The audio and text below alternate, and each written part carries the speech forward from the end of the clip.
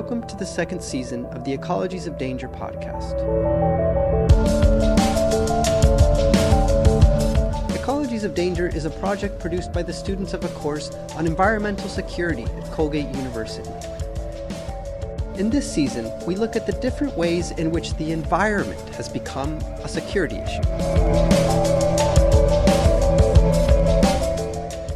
In this episode, Vanessa Escobar highlights the growing wave of violence against environmental activists in Honduras.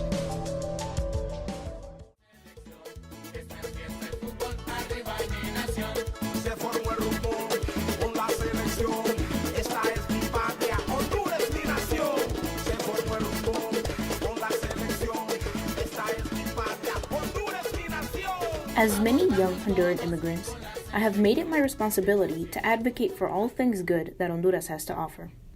While the international community thinks drugs, violence, and poverty reign in Honduras, I think vibrant music, delicious food, rich biodiversity, beautiful landscapes, and more fittingly, a present and strong environmental movement. Honduras is also home to Berta Cáceres, an iconic environmental and indigenous rights activist. She is an example of a martyr for the environmental movement in Latin America. Unfortunately, her death is representative of a larger trend. In recent years, environmental activists run the risk of being targeted and assassinated for fighting the system. 98 activists fighting for environmental justice were killed in the first 5 months of 2017 alone. Latin America has become the most dangerous place to be an environmental activist.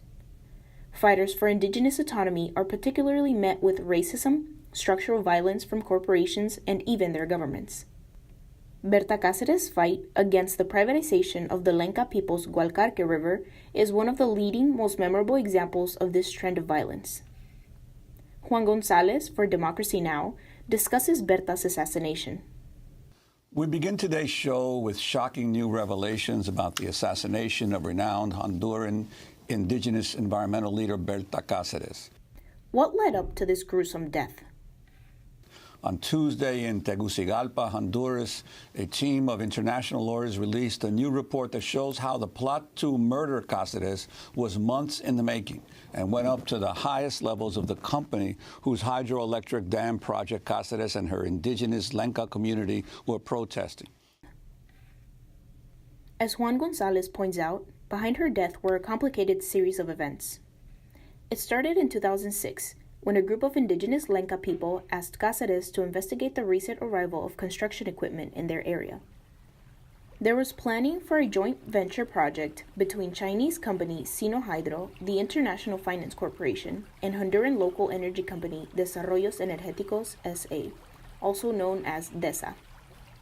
These companies had plans to construct a series of 4 hydroelectric dams on the Gualcarque River. This was among the many dam projects approved by the Honduran government that privatized rivers and indigenous lands.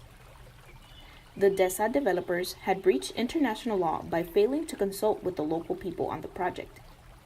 This hit home for Berta's Lenca community. Here, you can hear it in her own words. Buenas noches, gracias a la familia Goldman. En nuestras cosmovisiones, in our worldviews, we are beings who come from the earth, from the water, and from the corn. The Lenca people are ancestral guardians of the rivers, in turn protected by the spirits of young girls, who teach us that giving our lives in various ways for the protection of the rivers is giving our lives for the well-being of humanity and of this planet. The river was sacred in its spirituality and ties to Lenca ancestry. The Lenca were concerned that the dams would compromise their access to food, water, and materials for medicine, and therefore threaten their traditional way of life. Cáceres worked together with the community to mount a protest campaign. In 2013, Cáceres led the Council of Popular and Indigenous Organizations of Honduras, or COPIN, and the local communities in a year-long protest at the construction site to prevent the companies from accessing the land. Security officers regularly removed protesters from the site. On July 2013, the Honduran military opened fire on the protesters, killing 1 member of COPIN and injuring 3 others. The community reported regular threats and harassment from the company employees, security guards, and even the military. other local business leaders supported the project. Officials filed criminal charges against Cáceres and 2 other indigenous leaders for usurpation, coercion, and continued damages against DESA.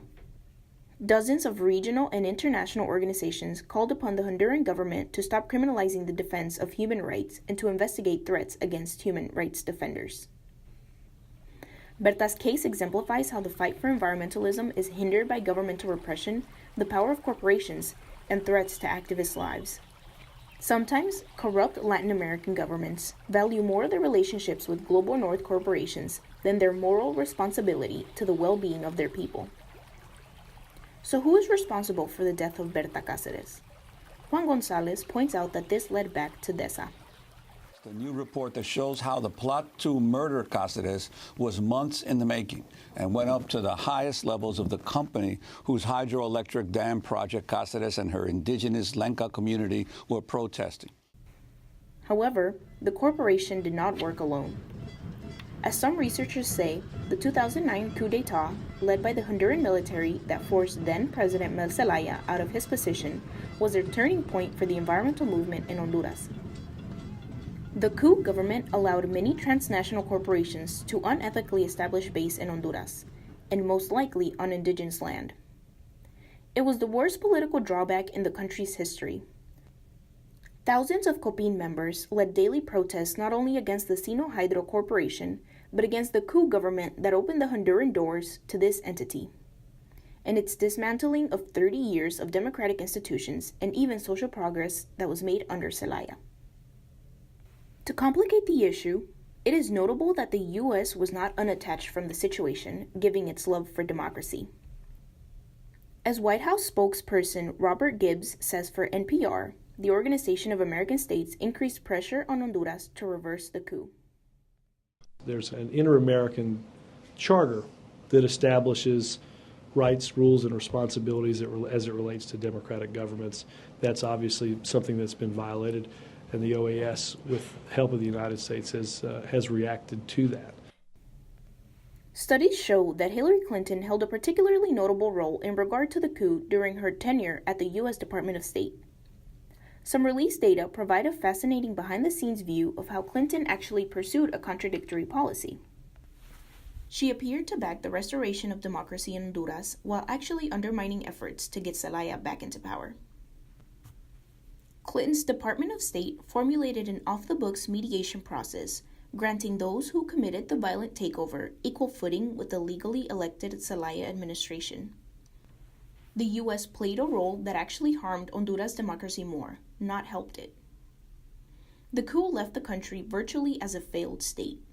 Since Zelaya's ouster, there's been an all-out assault on peaceful protests, torture, murder, militarization of the countryside, repressive laws, the rise of paramilitary forces, and an overall deliverance of the country's land and resources to transnational marauders. Honduras has witnessed an explosive growth in environmentally destructive megaprojects that would displace indigenous communities. Its weak government is complicit in this trend of destruction. However, Jesse Freeston, in an interview with The Real News, identifies how Berta's resistance was seen as an inspiration by many. And Berta was always identifying 3 main evils that she called them, or systemic forces would more likely be the words she would have used. Capitalism, primarily the idea that people who don't live and work on the land will decide what happens on that land. Racism, which as a Lenca group that had been made invisible for hundreds and hundreds of years, she is playing a key role in making them visible again, both in Honduras and in the world, and will be one of her major legacies and the legacy of her group, COPIN, in breaking that isolation, the racism involved in that, and patriarchy, which she constantly ran into as a strong woman, a strong indigenous woman.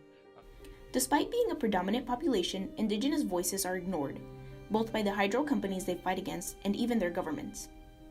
Despite the adversity, Berta defended her people and her land from corporations until her last day. She is not just an icon for Honduran indigenous communities and other environmentalists, but also for peacemakers worldwide. Her words will continue to be heard forever. For Colgate University, I'm Vanessa Escobar.